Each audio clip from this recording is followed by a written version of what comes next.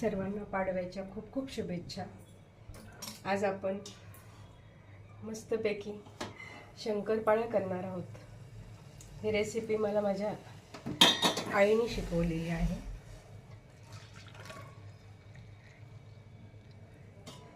एक वाटी दूध,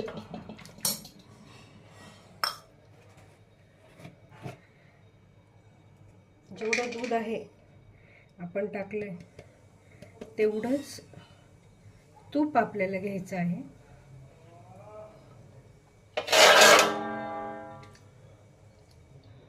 आणि जेवढं तूप घेतलंय, दूध, तूप आणि साखर हे सम प्रमाणात घ्यायचं।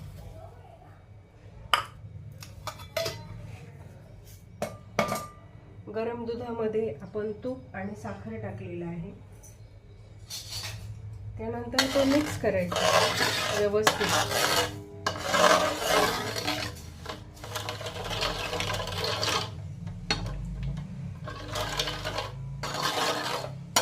हे मिश्रण एकजीव झाल्यानंतर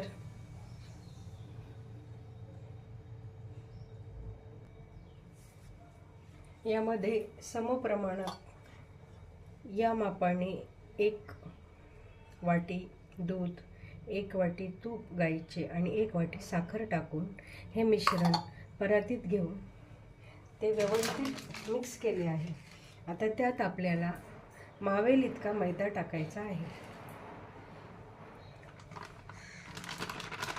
मैदा हा शक्यतो चाळून घ्यायचा।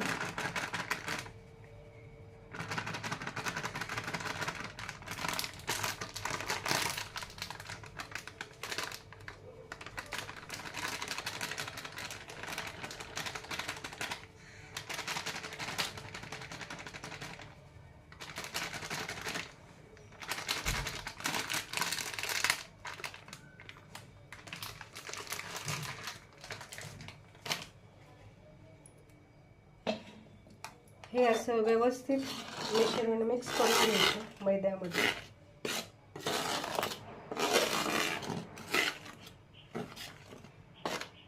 त्याच्यामध्ये अजूनही मैदा मावू शकतो, त्यामुळे आता आपण आणखी मैदा ॲड करणार आहोत।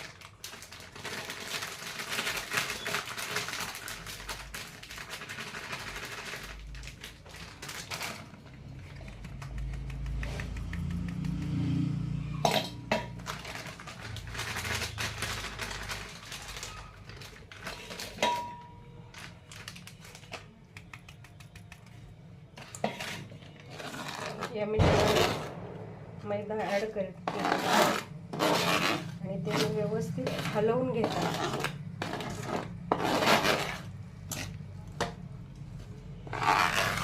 तर यामध्ये अजूनही मैदा मावू शकतो, त्यामुळे आपण आता तो ॲड करणार आहे मैदा।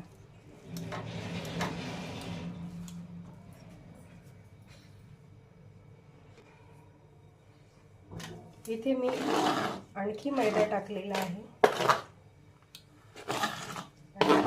हे मिश्रण मिक्स झाल्यानंतर मी छान हाताने मळून घेणार आहे। मळल्यानंतर व्यवस्थित त्याचा घट्ट गोळा आपल्याला तयार करायचा आहे।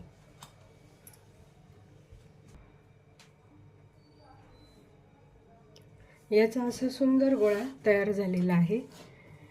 आता आपण मस्तपैकी पोळपाटावर छान शंकरपाळ्या लाटून त्या गरम तेलात मंद आचेवर तळणार आहोत।